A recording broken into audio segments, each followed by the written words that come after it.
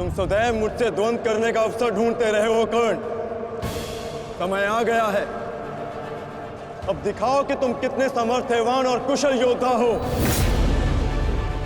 अपना आवाहन पूर्ण करो मुझसे, और वहां भ्राता भीम अपनी प्रतिज्ञा पूर्ण करेंगे।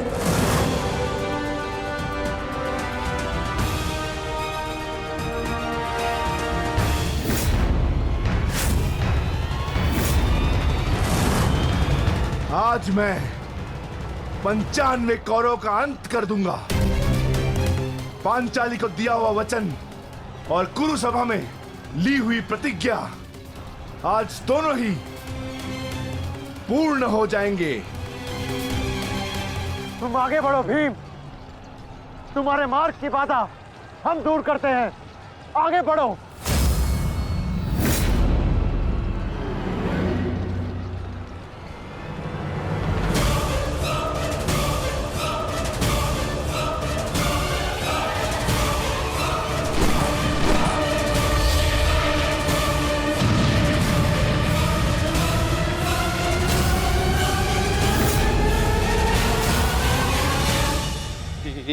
ये क्या कह रहे हो संजय? वहां वासुदेव ने काट से कर्ण को फंसा दिया और यहाँ भीम हमारे व्यू में प्रवेश कर चुका है। शेष तीनों पांडव उसके पीछे हैं। अब कौन बचाएगा मेरे पुत्रों के प्राण? कौन करेगा उनकी रक्षा?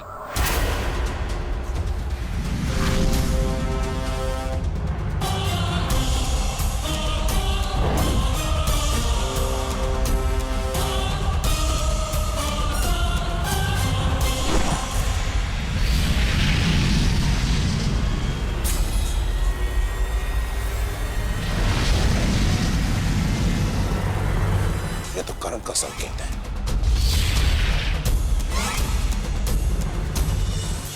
तुम कोई भी संकेत दे लो कर्ण, तुम्हारी सहायता के लिए यहां कोई नहीं आ पाएगा, और ना ही मैं तुम्हें कौरवों की रक्षा करने के लिए यहां से जाने दूंगा। तुम कोई भी संकेत दे लो कर्ण, तुम्हारी सहायता के लिए यहां कोई नहीं आ पाएगा। कौन कहता है कि मैं रक्षा के लिए संकेत दे रहा हूं? माधव भले ही तुम्हारे सारथी हैं, किंतु इनकी नीति मैं तुमसे अधिक पहचानता हूं। तुमने भले ही माधव की सहायता से मुझे युद्ध क्षेत्र से अलग कर दिया, किंतु मेरी रणनीति को विफल नहीं कर पाओगे अर्जुन।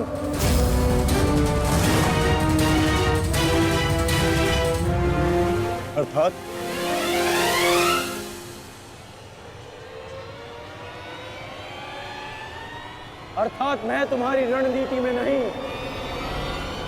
तुम मेरी रणनीति में फंसे हो अर्जुन।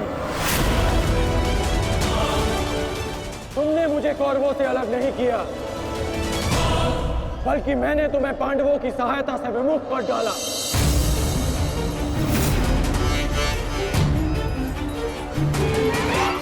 अब तुम भीम की सहायता नहीं कर पाओगे अर्जुन, और भीम किसी कौरव का वध नहीं कर पाएगा।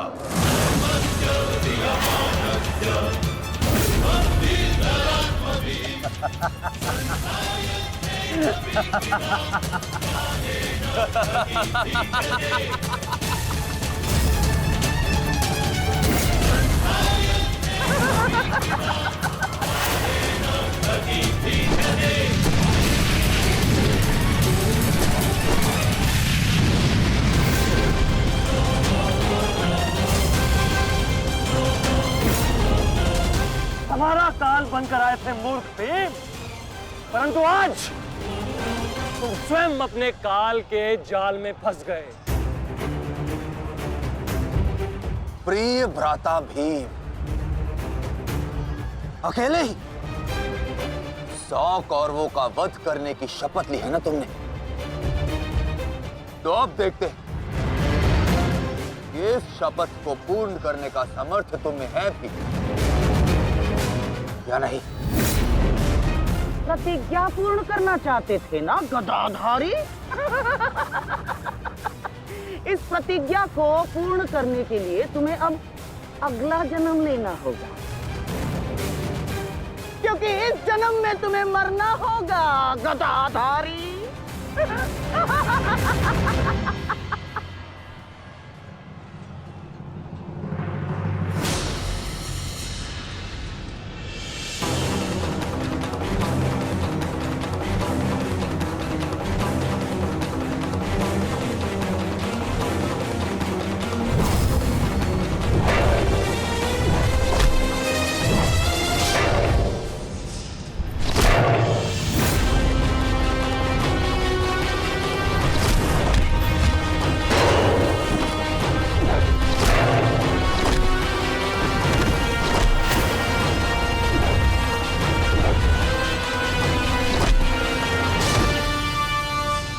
तुमने मेरे भाइयों को बहुत निर्दयता से मारा है भीम। आज मैं तुम्हारे लहू से उनका तर्पण करूंगा। और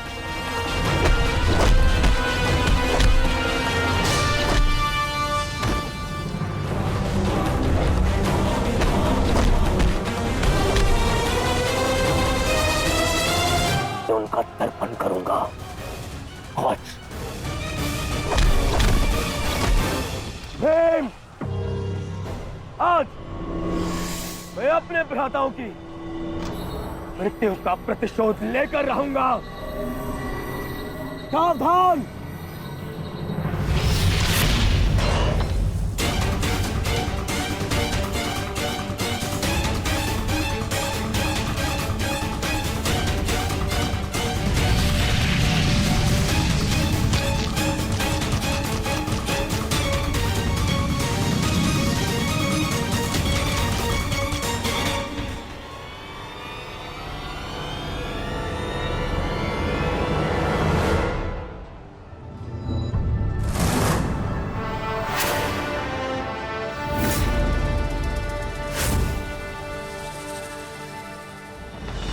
आपका प्रतिशोध पूर्ण हो ना हो, परंतु मेरा प्रतिकार आज अवश्य पूर्ण होगा।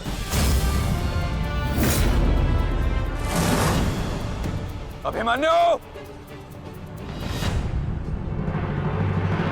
दो योद्धाओं के बीच में आना युद्ध नियमों के विरुद्ध। 6 महारथियों ने अकेले ताचरी भीम को घेरा है। नियम तो आपने भंग किया है, तो अब यह अधिकार मुझे भी है।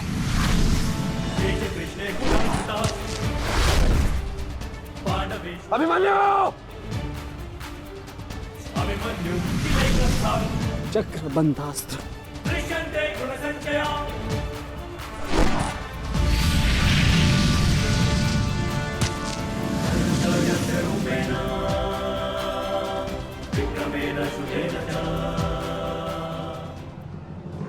अभिमन्यु, तुम भूल रहे हो, मैं तुम्हारे पिता के आचार्य का पुत्र हूं।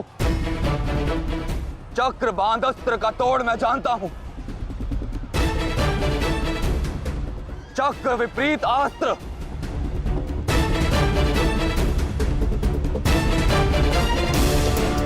भूल तो आप रहे हैं महारथी। विपरीत अस्त्र तभी कार्य करता है जब युद्ध नीति गत हो। एक योद्धा पर आप सभी ने आक्रमण कर युद्ध नीति भंग की।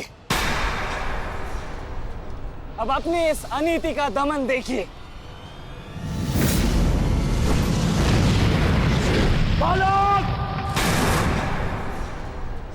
बालक! मेरी शत्रुता तुमसे नहीं है। मेरे मार्ग से हट जाओ, अन्यथा अपने प्राणों से हाथ धो बैठोगे। धो तो आज मैं उस कलंक को दूंगा जो मेरे परिवार के माथे पर है, कि अपने कुलवधू के अपमान का प्रतिकार नहीं कर पाए।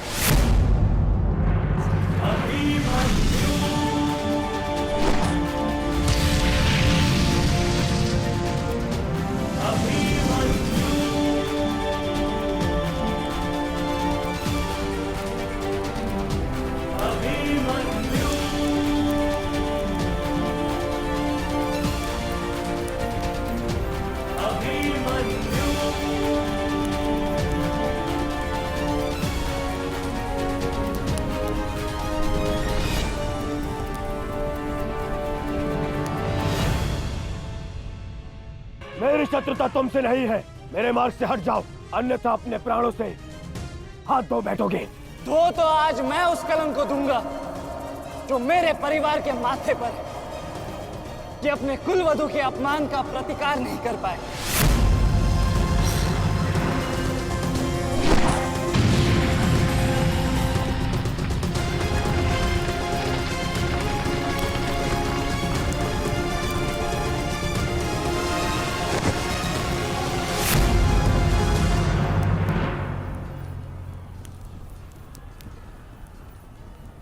अनुभव करो इस ज्वाला को युवराज दुर्योधन। ये वही ज्वाला है जो इतनी वर्षों से मेरी माता के हृदय में धधक रही है।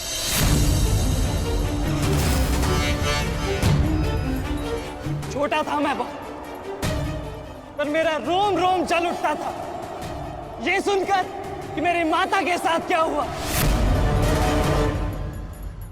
सोचो, मेरे माता पिता और मेरे काकाओं पर क्या बीती होगी जब उन्होंने वह दृश्य देखा। मेरे माता पर क्या बीती होगी जब सहस्त्रों आंखें उनके वस्त्रहीन होते शरीर पर पड़ रही थी। आज मैं आपको उस अपमान का अनुभव कराऊंगा। आपकी पूरी सेना और महारथियों के समक्ष आपका वस्त्र हरण करूंगा और कोई कुछ नहीं कर पाएगा।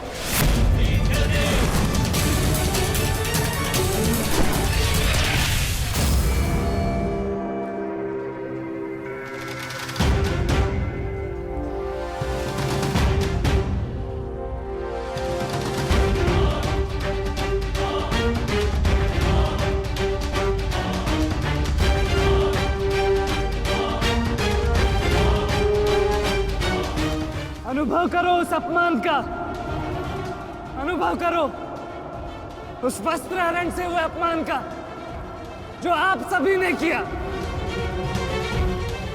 नदी जब सीमा तोड़ती है तो बाढ़ आती है। आज आपकी पाप की धारा की बाढ़ में आप स्वयं बह जाएंगे काकाश्री।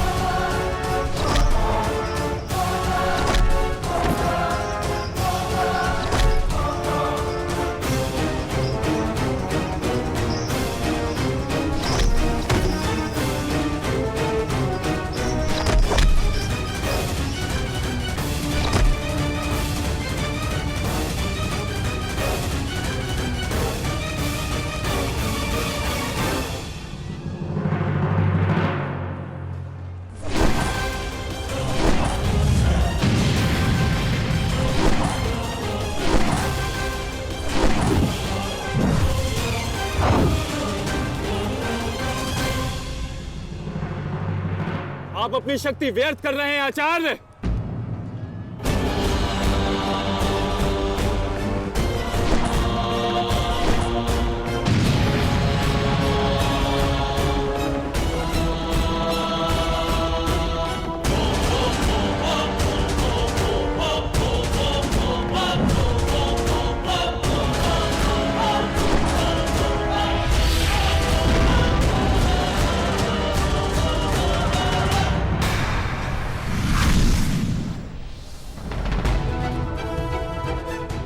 दुर्योधन को मेरी सहायता की आवश्यकता है।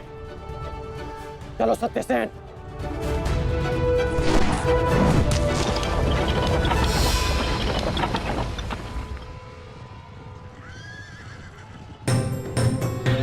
कहां चले अंगराज?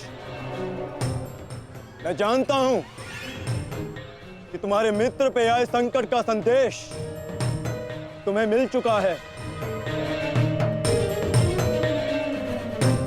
परंतु मैं तुम्हें जाने नहीं दे सकता। तुम कदाचित मुझे रोक सकते थे अर्जुन, परंतु तुमने एक भूल कर दी। तुम अपने रथ पर नहीं हो अर्जुन। हाँ, वासुदेव तुम्हारे सारथी हैं, परंतु महाबली हनुमान का आशीर्वाद तुम्हारे रथ पर नहीं।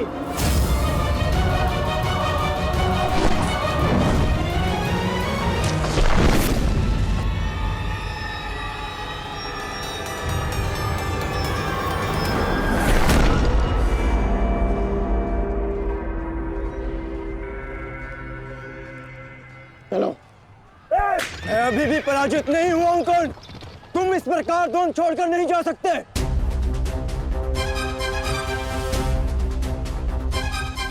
तुम युद्ध के नियम भूल रहे हो अर्जुन। युद्ध का नियम है कि महारथी ही महारथी के साथ द्वंद्व कर सकता है, और तुम रथ विहीन हो, इसलिए मैं तुम्हारे साथ द्वंद्व नहीं कर सकता। पहले अपने रथ का पहिया सुधारो, फिर आकर मुझे युद्ध का आह्वान देना, क्योंकि परशुराम शिष्य कर्ण नियम तोड़कर युद्ध नहीं करेगा।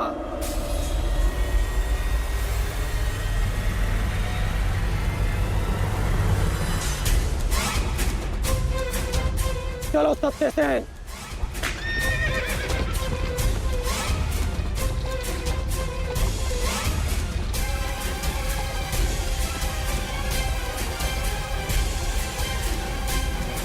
अब समझे पार्थ कि मैं कर्ण की प्रशंसा क्यों करता हूं।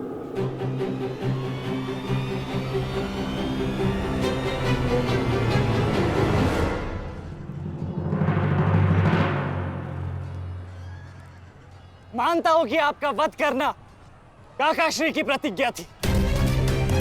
उनकी प्रतिज्ञा को भंग करने का दंड मैं सह लूंगा, परंतु आज अपनी माता के अपमान का दंड मैं आपको अवश्य दूंगा।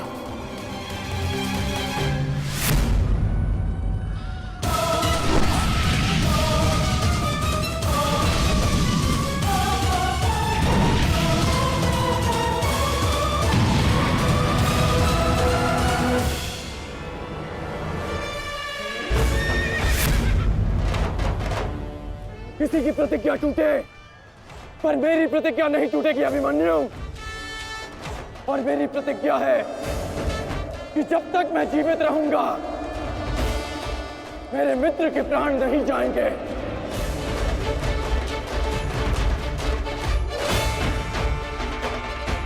यदि जीवित रहना चाहते हो तो पीछे हट जाओ अभिमन्यु। आप भूल रहे हैं अंगराज कि मैं किसका पुत्र हूं। पीछे हटने के बारे में सोच भी नहीं सकता।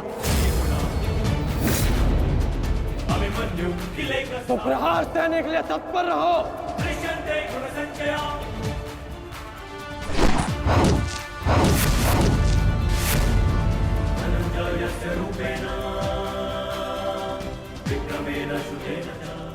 ये मेरे लिए पर्याप्त नहीं अंगराज।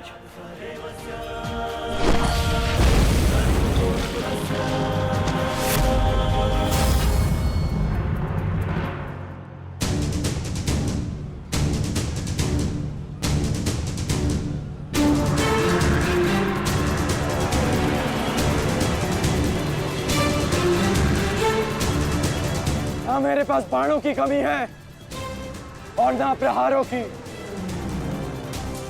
ये अंतिम अवसर है अभिमन्यु, लौट जाओ।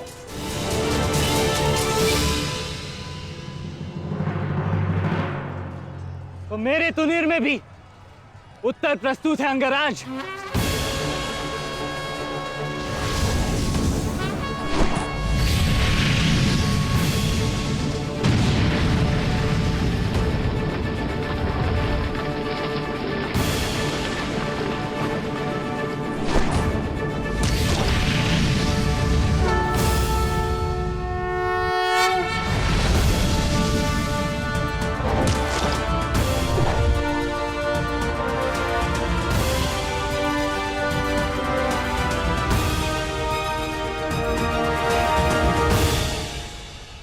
मैं तुम्हारा सामर्थ्य स्वीकारता हूं। तुम्हें कुशल योद्धा हो अभिमन्यु, किंतु कुशल होने के साथ साथ बुद्धिमान होना भी आवश्यक है। लौट जाओ। यदि कल युद्ध करना चाहते हो तो आज जीवित रहना सीखना होगा। लौट जाओ अभिमन्यु।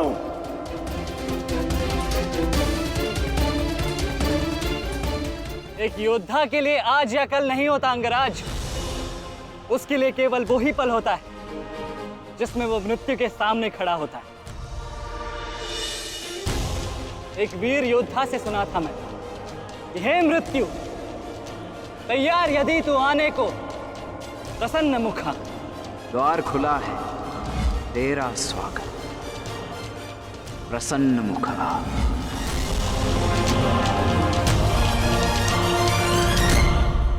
मुझे रोकने का अब केवल एक ही अस्त्र है आपके पास। ये आपको मेरा वध करना होगा। तो लीजिए अंगराज, अपने पुत्र के मृत्यु का प्रतिशोध लीजिए। आपके समक्ष आज वो योद्धा खड़ा है जिसके पिता ने आपके पुत्र का वध किया था। प्रतिकार कीजिए अंगराज, रुके क्यों है? क्योंकि जो पीड़ा मैंने सही, मैं नहीं चाहता कि वो पीड़ा मेरा शत्रु भी सहे। कृष्ण ने अपना विकल्प स्वयं चुना था। वो रणभूमि छोड़कर जा सकता था, परंतु उसने मृत्यु चुनी। गर्व है मुझे तुम जैसे युवा योद्धाओं पर, जो अपना कर्तव्य पूर्ण करने के लिए सदैव तत्पर रहते हैं। मैं जानता हूं कि तुम पीछे नहीं हटने वाले अभिमन्यु, परंतु मुझे भी अपना कर्तव्य पूर्ण करना है।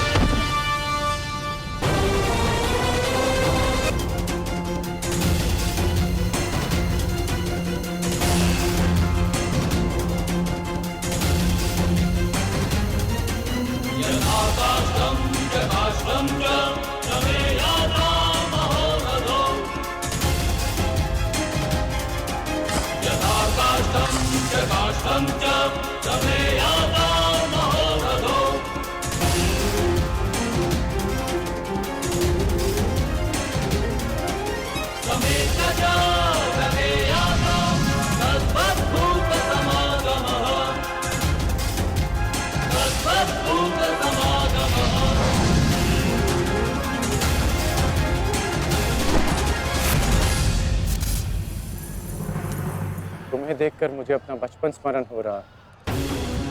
अभी तुम्हारा जीवन आरंभ हुआ है, इसे इस प्रकार व्यर्थ मत करो।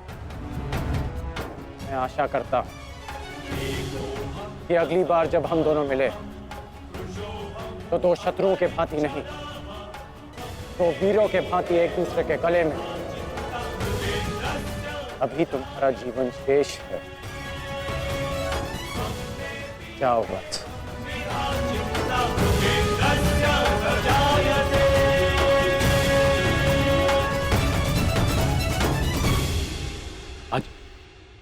आज कौरवों की विजय हुई है गांधारी। पांडवों की एक अक्षुणी सेना को ध्वंस कर दिया है हमने आज। भीम हमारे एक भी पुत्र को क्षति नहीं पहुंचा पाया, एक भी।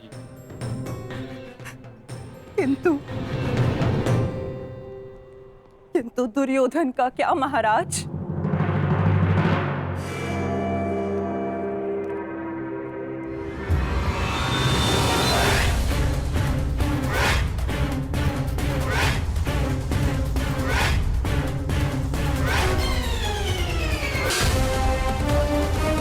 मित्र।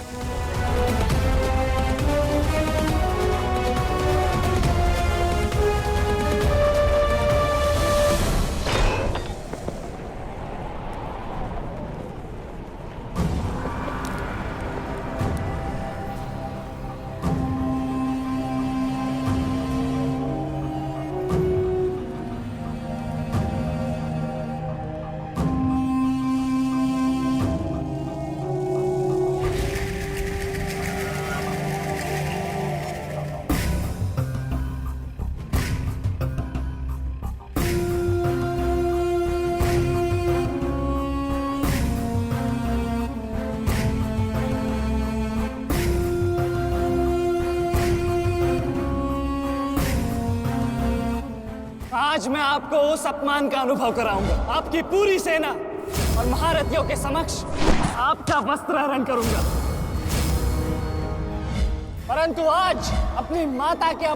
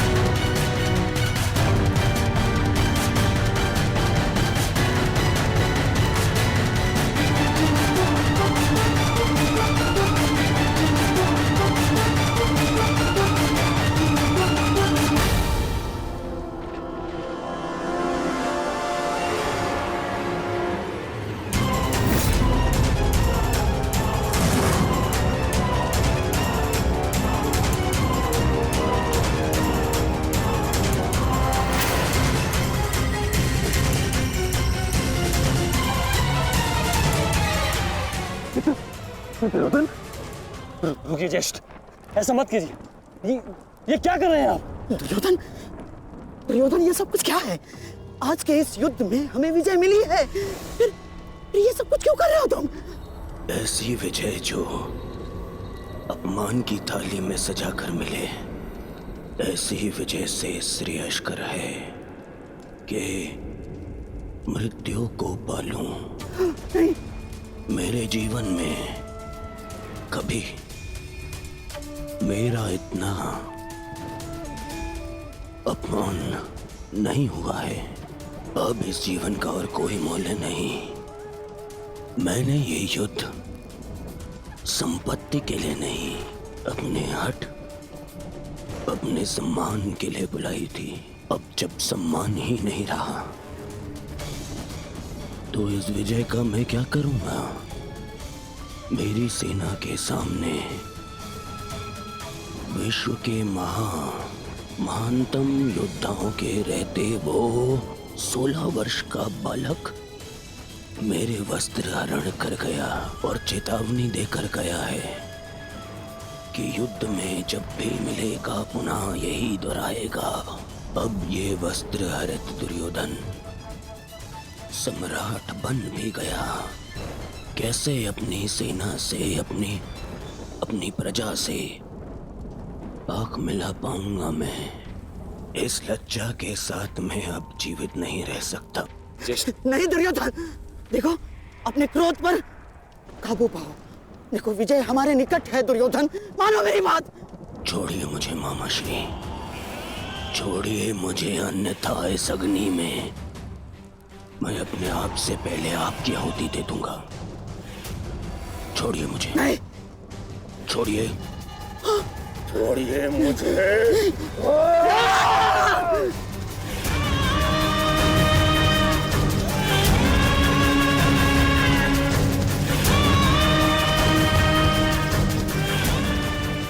नहीं, नहीं दुर्योधन, देख क्या रहे हो मूर्खों? कोई रोको इस अनर्थ को।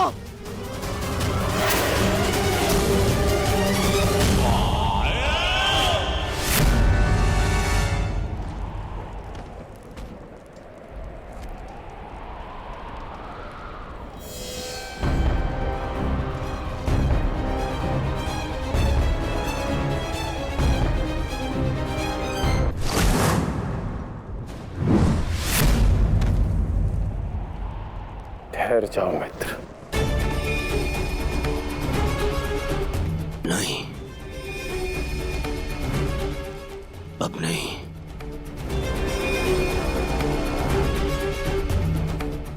क्रोध में विवेक मत खो बैठा। जो अपना सम्मान खो चुका हो उसके पास खोने को और क्या शेष है। ले लेने देते उस अभिमन्यु को मेरे प्राण, वीर गति तो मिलती। सारी सेना के सामने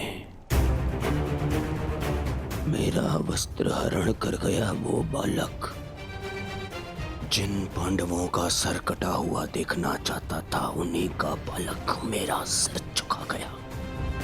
संसार के सारे योद्धा देखते रह गए और वो बालक मुझे अपने बाणों के चक्र में फंसा गया।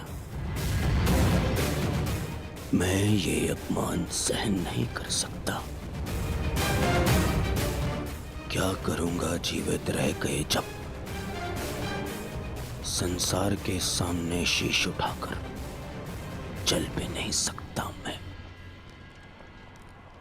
इसीलिए अब मैं अग्नि स्नान करूंगा।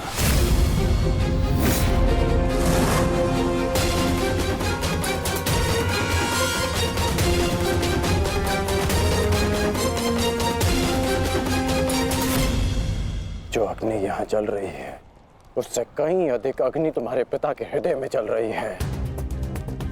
क्या तुम अपने 5 भाइयों का बलिदान व्यर्थ जाने दोगे? क्या अपने पिता को दिया वचन भुला दोगे तुम?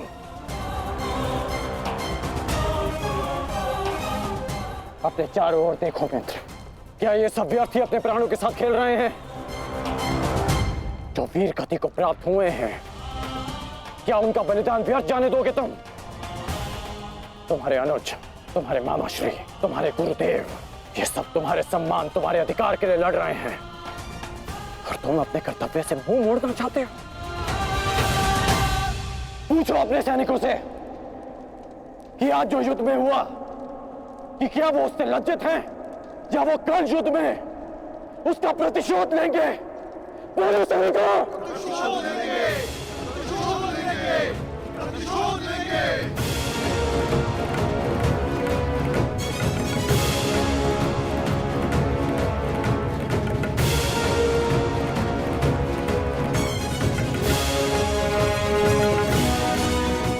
इन सैनिकों का सम्मान मेरे मन में लगी अग्नि को बुझा नहीं सकता मित्र। मैं तुम्हारे लिए सदैव प्रस्तुत हूं मित्र। आदेश दो मुझे, आदेश दो कि क्या चाहिए तुम्हें। तुम्हारी पीड़ा को शांत करने की औषधि क्या है मित्र? बताओ मुझे। मुझे अपने इस अपमान का प्रतिशोध चाहिए। जिसने मेरा मान हरण किया उसके प्राण हरण करने हैं मुझे। मुझे अभिमन्यु चाहिए।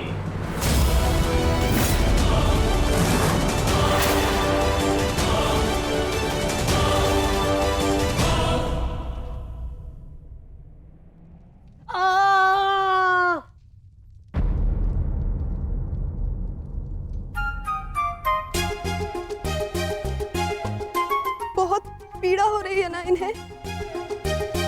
पीड़ा? अभी तक मैंने इसके घाव को छुआ भी नहीं है।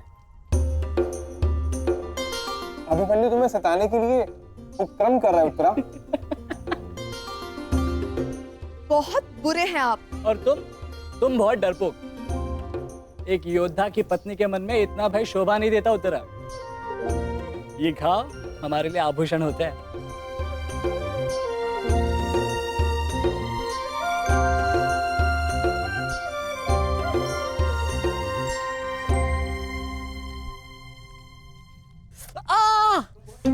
क्यों सताते हो तुम उसे? अब क्या करूं माता, वो तो आजकल हर बात पर क्रोधित हो जाती है।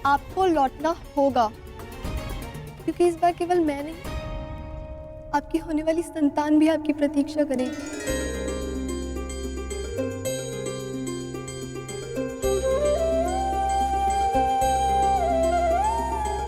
सत्य उत्तरा,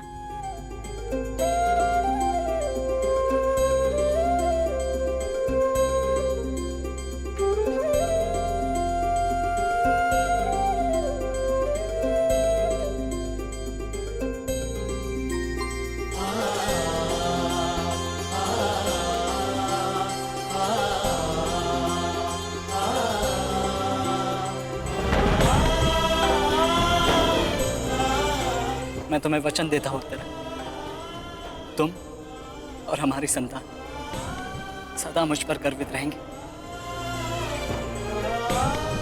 जानती हूँ आपकी संतान बहुत भाग्यशाली है, उसे अपने पिता की शौर्य गाथा सुनने को मिलेगी।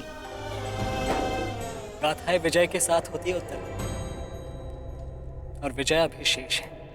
युद्ध शेष रहे या न रहे, उस अभिमन्यु के प्राण शेष नहीं रहने चाहिए आचार्य।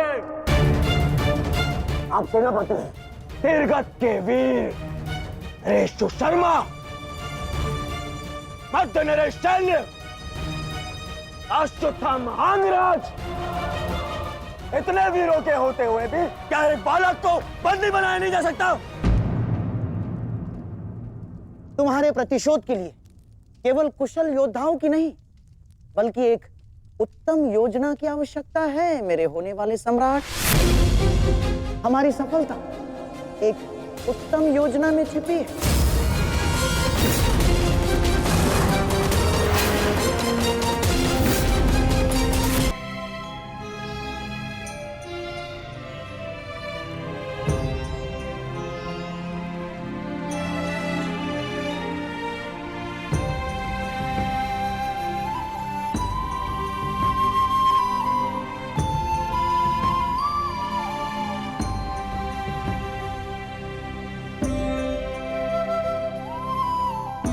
ऐसा क्या है जो आप चाहकर भी मुझसे नहीं कह पा रहे हैं सखा? ये रात का अंधकार भी आपके मुख पर आए हुए भाव मुझसे नहीं छुपा सकता। रात्रि के बाद दिन आता है सखी, उसी प्रकार जीवन के पश्चात मृत्यु आती है, सुख के बाद दुख आता है, और यही सृष्टि का नियम है। हमें अपने जीवन में सबके लिए तत्पर रहना चाहिए सखी।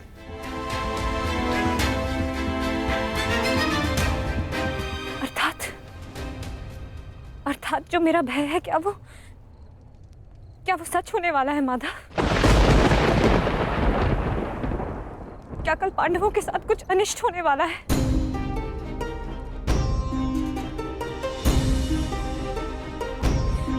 आप तो सब जानते हैं ना सखा। बताइए मुझे, बताइए मुझे।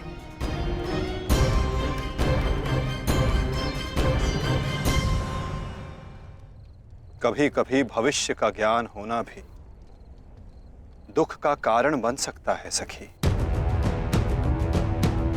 यदि समय के अनुसार मनुष्य को सत्य का ज्ञान हो तो वो स्वयं को संभाल सकता है। और आज तुम्हारी प्रसन्नता का दिन है सखी। आज तुम्हारे पुत्र ने तुम्हारे अपमान का प्रतिकार किया है। जाओ सखी, जाकर सो जाओ, क्योंकि जीवन की हर रात्रि सदैव सोने के लिए नहीं होती।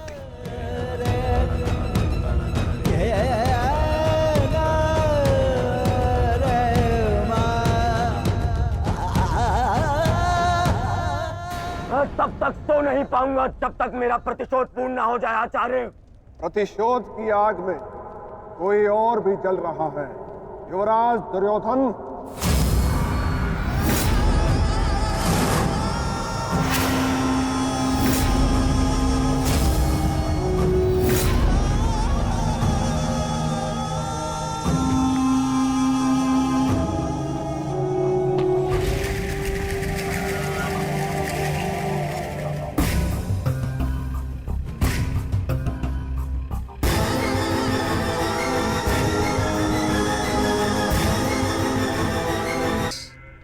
जयद्रथ।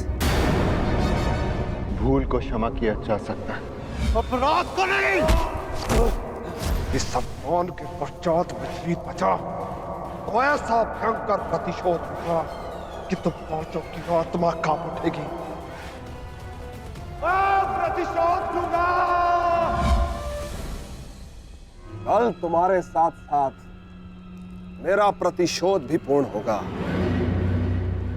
और मैं सम्मान सहित तुम्हारी बहन दुशला को अपना मुख दिखा सकूंगा।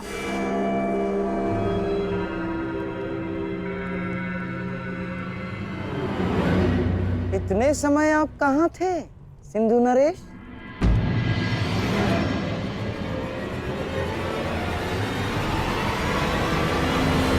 अपने अपमान के प्रतिशोध का प्रबंध कर रहा था।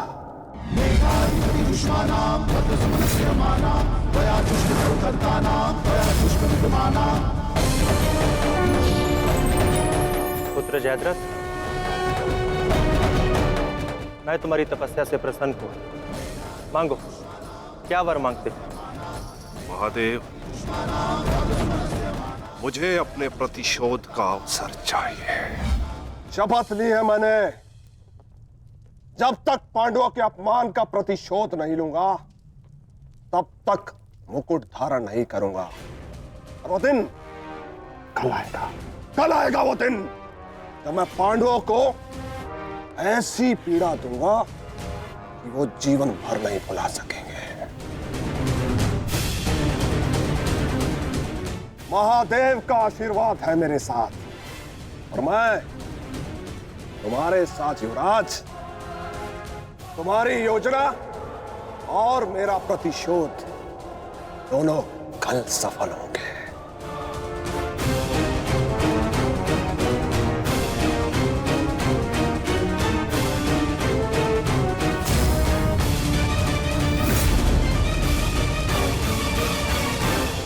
हर हर महादेव, हर हर महादेव।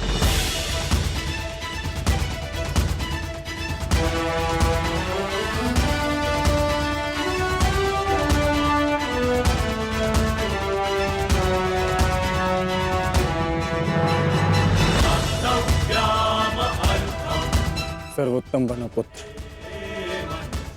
संसार के सभी योद्धाओं में तुम्हें सबसे अधिक कीर्ति प्राप्त हो।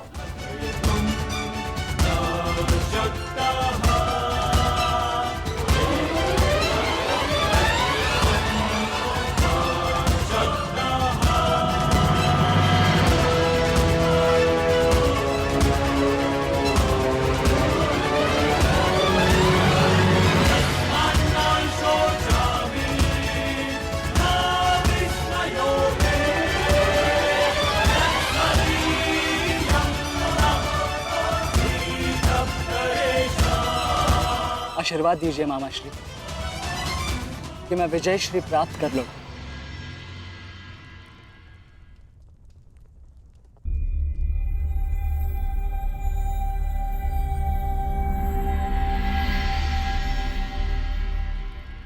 विजय तो कायरों को भी प्राप्त होती है पुत्र,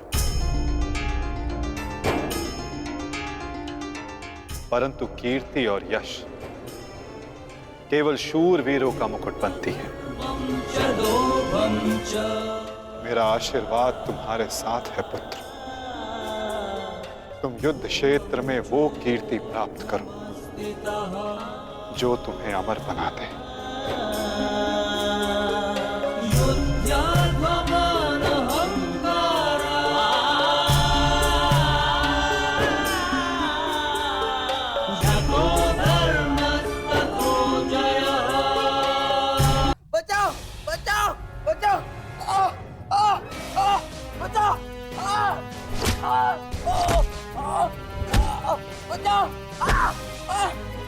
मैं तेरा अंत कर दूंगा। जानता है मैं कौन हूं? मैं हूं इस द्वारिका का भविष्य। सांब!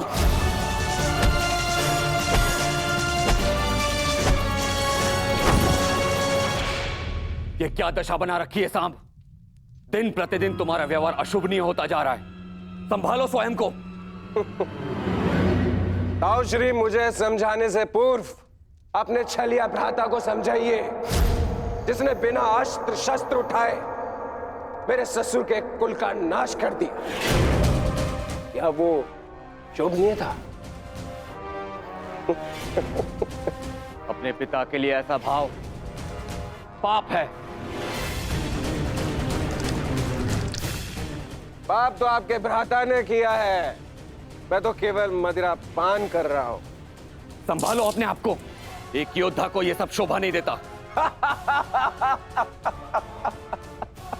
कैसा योद्धा ताजश्री, जिसके हाथ से तलवार छीन ली गई हो, जो अपने मित्र विश्वसेन की सहायता करने का वचन पूरा ना कर सका हो, उस मनुष्य को आप योद्धा कहते हैं?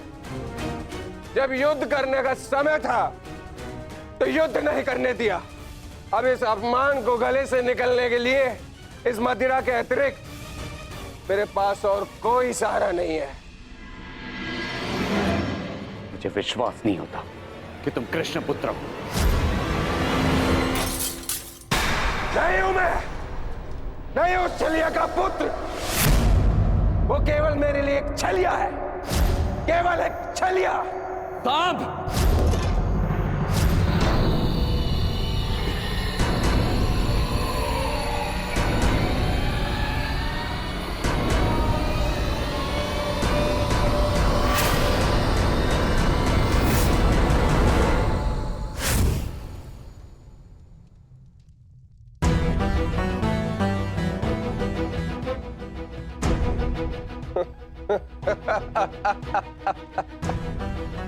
आइए आइए आइए द्वारिकाधीश, आइए। स्वागत है आपका, स्वागत है। लौट आए आप। करा इस आर्यव्रत के सभी महारथियों का अंत। कराए धर्म स्थापना के नाम पर अपना पलड़ा भारी। अब अरे अच्छी, आप देख क्या रहे? स्वागत नहीं करेंगे इनका?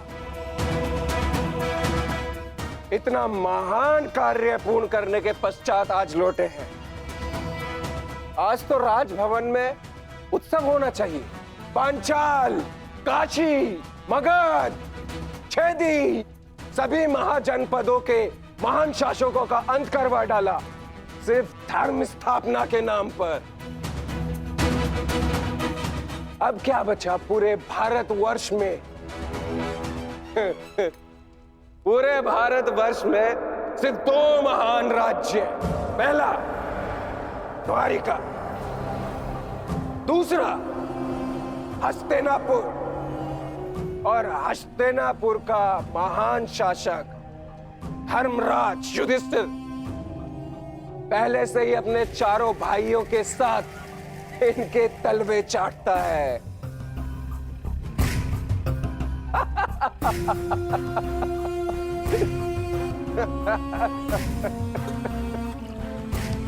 बधाई हो, बधाई हो वासुदेव, बधाई हो। आप अपने उद्देश्य में सफल हुए। जीत गया द्वारिका महाभारत। परंतु आपने भी मूल्य कुछ कम नहीं चुकाया। हमारी 7 औक्षणी सेना का अंत करवा दिया। क्या मिला आपको हमारे वीर सैनिकों का अंत करवा कर? क्यों किया आपने?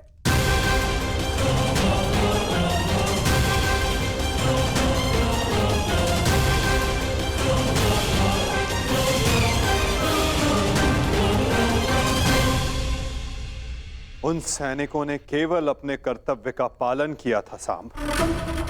युद्ध लड़ा, अनेकों को मारा और स्वयं वीर गति को प्राप्त हो गए। उन्होंने तो स्वर्ग की सीढ़ियां पाली सांब। परंतु तुमने अपने साथ क्या किया है पुत्र? तुमने तो स्वयं के जीवन को ही नर्क बना डाला है। तुमने वचन दिया था ना दुर्योधन और लक्ष्मण को कि महाभारत के युद्ध में तुम नारायणी सेना का नेतृत्व करोगे। तो क्यों नहीं बचाया अपनी सेना को? क्यों छोड़ आए अपने मित्र को अकेला युद्ध में? क्यों साथ नहीं दिया अपने मित्र का साथ? केवल अपने प्राण बचाने के लिए? यदि मैं अपने मित्र की सहायता नहीं कर सका तो केवल आपके कारण। आपने रोका था मुझे। मैंने तुम्हें रोका नहीं था साम, केवल विकल्प दिए थे। विकल्प? विकल्प की आड़ में आपने मुझे भयभीत किया था। भयभीत नहीं किया था साम, मैंने केवल तुम्हें यदुवंशी के नियम स्मरण करवाए थे कि यदि नारायणी सेना परास्त होती तो उसके साथ नारायणी सेना का सेनापति अपनी उपाधि खो देता है। विकल्प मैंने अर्जुन और दुर्योधन को भी दिए थे। दुर्योधन ने युद्ध करना चुना और अर्जुन ने धर्म स्थापना, और तुमने युद्ध में भाग ना लेना चुना साम।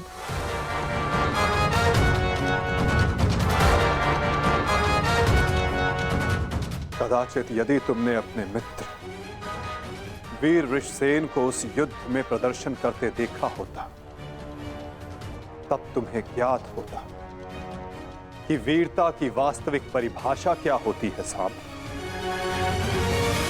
यदि तुमने अपने प्राण उस युद्ध में गंवा दिए होते तो आज मेरा सर गर्व से ऊंचा होता, किंतु नहीं। तुम तो मदिरा के मद में स्वयं के जीवन को धीरे धीरे करके मार रहे हो। लज्जा आती है तुम पर साम, लज्जा आती है।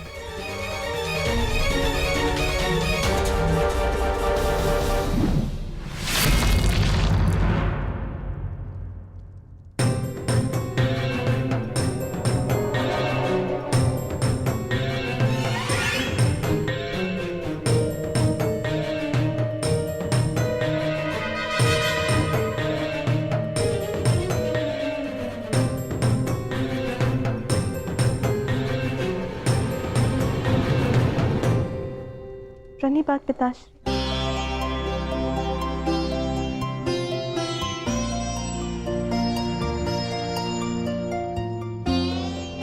पिताश्री मैं क्षमा। लक्ष्मणा, इतनी लंबी यात्रा से आया हूं पुत्री, भोजन नहीं कराओगी? जी पिताश्री।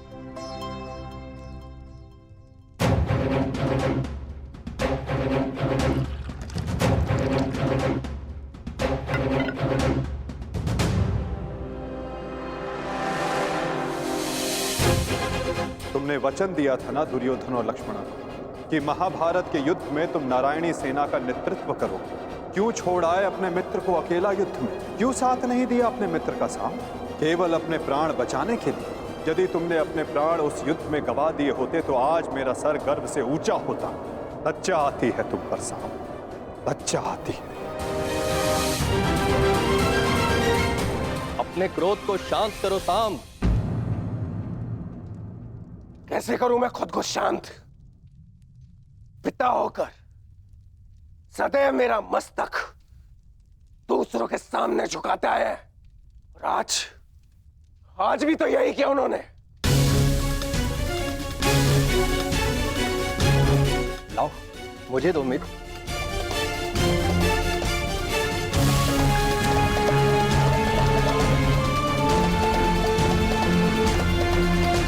लो पियो।